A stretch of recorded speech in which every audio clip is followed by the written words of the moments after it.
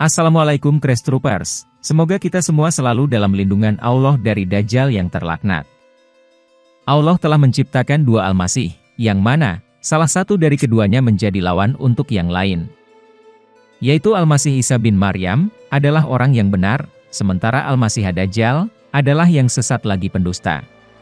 Nabi Isa adalah Al-Masih yang membawa petunjuk, dia menyembuhkan orang buta sejak lahir, yang berpenyakit kusta, juga menghidupkan yang mati dengan seizin Allah. Sementara Dajjal, adalah Al-Masih yang membawa kesesatan.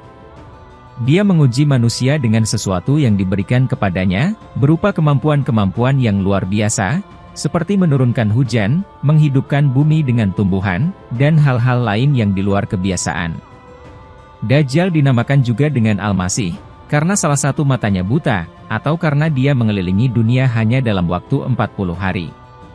Imam Ahmad meriwayatkan dari Junadah bin Abi Umayyah Al-Asdi, dia berkata, "Aku dan seseorang dari kalangan Ansor pergi menemui seseorang dari kalangan sahabat Nabi, lalu kami berkata, ceritakanlah kepada kami apa-apa yang engkau dengarkan dari Rasulullah yang bercerita tentang Dajjal." Lalu dia menuturkan hadits, sesungguhnya, dia akan berdiam di muka bumi selama 40 hari. Dalam waktu tersebut, dia akan mencapai setiap sumber air, dan tidak akan mencapai 4 masjid. Yaitu Masjidil Haram, Masjid Madinah, Masjid Atur, dan Masjid Al-Aqsa.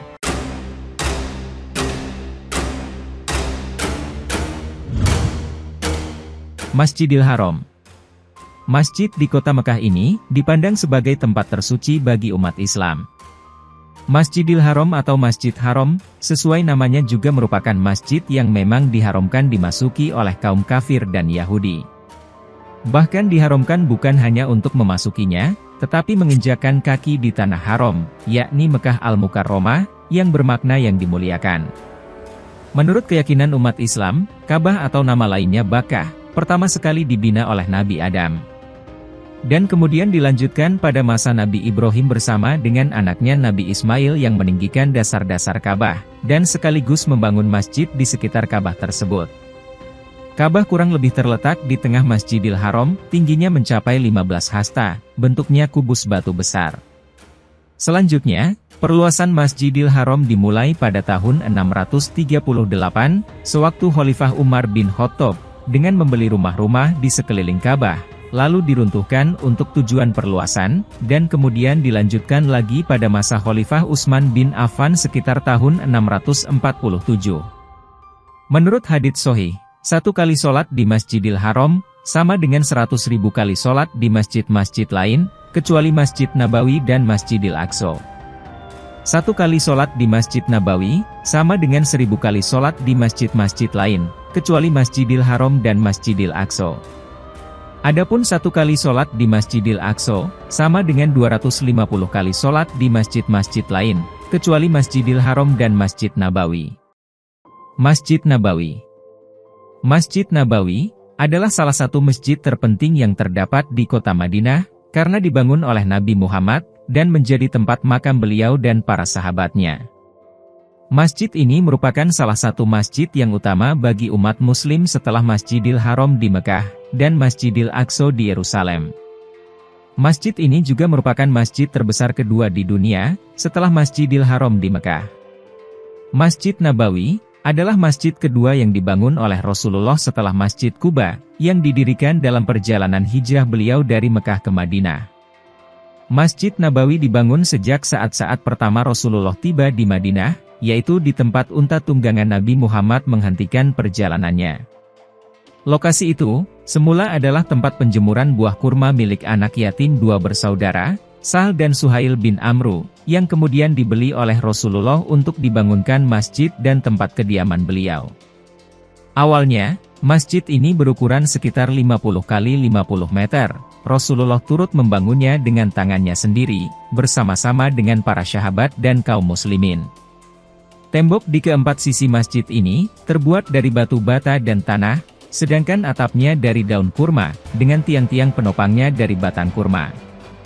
Sebagian atapnya dibiarkan terbuka begitu saja. Selama 9 tahun pertama, masjid ini tanpa penerangan di malam hari. Hanya di waktu Isya, diadakan sedikit penerangan dengan membakar jerami. Kemudian melekat pada salah satu sisi masjid, dibangun kediaman Nabi. Kediaman Nabi ini tidak seberapa besar, dan tidak lebih mewah dari keadaan masjidnya, hanya tentu saja lebih tertutup. Selain itu, ada pula bagian yang digunakan sebagai tempat orang-orang fakir miskin yang tidak memiliki rumah. Belakangan, orang-orang ini dikenal sebagai Ahlus Sufah, atau para penghuni teras masjid. Setelah itu berkali-kali masjid ini direnovasi dan diperluas, hingga seperti sekarang. Keutamaannya dinyatakan oleh Nabi, sebagaimana diterima dari Jabir, 1 kali sholat di masjidku ini, lebih besar pahalanya dari 1000 kali sholat di masjid yang lain, kecuali di Masjidil Haram. Dan 1 kali sholat di Masjidil Haram, lebih utama dari 100.000 kali sholat di masjid lainnya. Lalu dari Anas bin Malik, bahwa Nabi bersabda, barang siapa melakukan sholat di masjidku sebanyak 40 kali tanpa luput 1 kali, maka akan dicatat kebebasannya dari neraka, kebebasan dari siksa, dan terhindarlah ia dari kemunafikan. Dari Said bin Musayyab yang diterimanya dari Abu Hurairah, bahwa Nabi bersabda, tidak perlu disiapkan kendaraan, kecuali buat mengunjungi 3 buah masjid, Masjidil Haram, masjidku ini, dan Masjidil Aqsa. Berdasarkan hadis-hadis ini, maka kota Madinah dan terutama Masjid Nabawi, selalu ramai dikunjungi umat muslim yang tengah melaksanakan ibadah haji atau umroh sebagai amal sunnah. Salah satu bagian Masjid Nabawi, terkenal dengan sebutan Raudhah, yang artinya taman surga. Doa-doa yang dipanjatkan dari Raudhah ini, diyakini akan dikabulkan oleh Allah.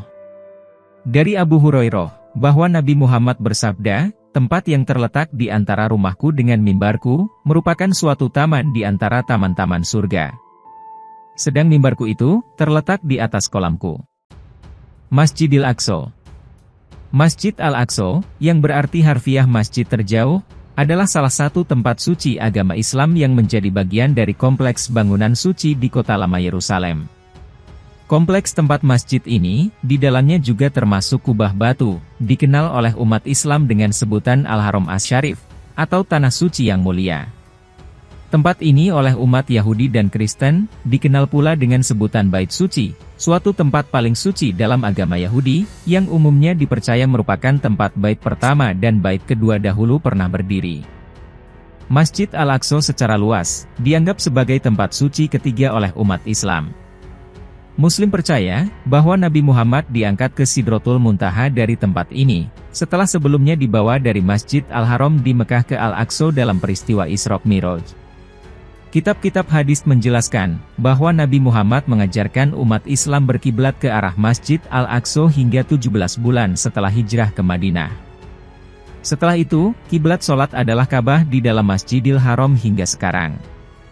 Masjid Al-Aqsa, pada awalnya adalah rumah ibadah kecil yang didirikan oleh Umar bin Khattab, tetapi telah diperbaiki dan dibangun kembali oleh Khalifah Umayyah Abdul Malik, dan diselesaikan oleh putranya Al-Walid pada tahun 705 Masehi. Setelah gempa bumi tahun 746, masjid ini hancur seluruhnya, dan dibangun kembali oleh Khalifah Abbasiyah Al-Mansur pada tahun 754, dan dikembangkan lagi oleh penggantinya Al-Mahdi pada tahun 780. Gempa berikutnya, menghancurkan sebahagian besar Al-Aqsa pada tahun 1033. Namun 2 tahun kemudian, Khalifah Fatimiyah Ali Az-Zahir membangun kembali masjid ini, yang masih tetap berdiri hingga kini. Ketika tentara salib menaklukkan Yerusalem pada tahun 1099, mereka menggunakan masjid ini sebagai istana dan gereja. Namun fungsi masjid dikembalikan seperti semula, setelah Salahuddin merebut kembali kota itu. Renovasi, perbaikan, dan penambahan lebih lanjut dilakukan pada abad-abad kemudian oleh para penguasa Ayyubiyah, Mamluk, Utsmaniyah, Majelis Tinggi Islam, dan Yordania. Saat ini, kota lama Yerusalem berada di bawah pengawasan Israel, tetapi masjid ini tetap berada di bawah perwalian Lembaga Wakaf Islam pimpinan orang Palestina.